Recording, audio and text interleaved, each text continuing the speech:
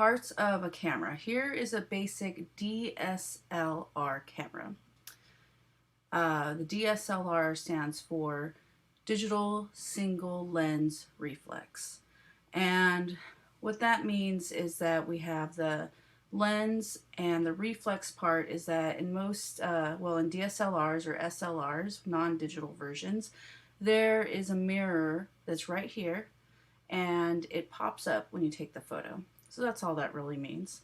When people talk about mirrorless cameras, it just means that there is no mirror. That instead of popping up, the sensor, which is right back here, just turns on and off. So let's start with number one. We have the lens, right?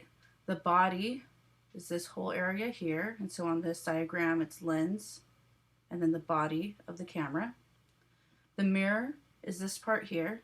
And the mirror, its really only function is to take the image that's coming in through the lens and then pop it up into another series of mirrors right up here so that you can see through the viewfinder what you're actually taking a photo of.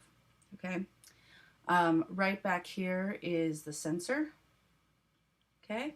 And that's the part that's actually reading the light that's coming into your camera. And we have the viewfinder, it's right here.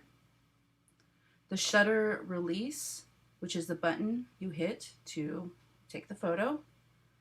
The hot shoe, which is where you would put a flash on, or other types of devices like some cameras that don't automatically come with Wi-Fi, you can put in a Wi-Fi receiver. And then the mode dial, which is the different modes that you can take photos of on a camera. So when you take a photo, the light is coming through the lens, and then you hit the shutter release button, and the mirror will pop up, and the shutter will actually open, letting all the light coming into your camera to hit the sensor.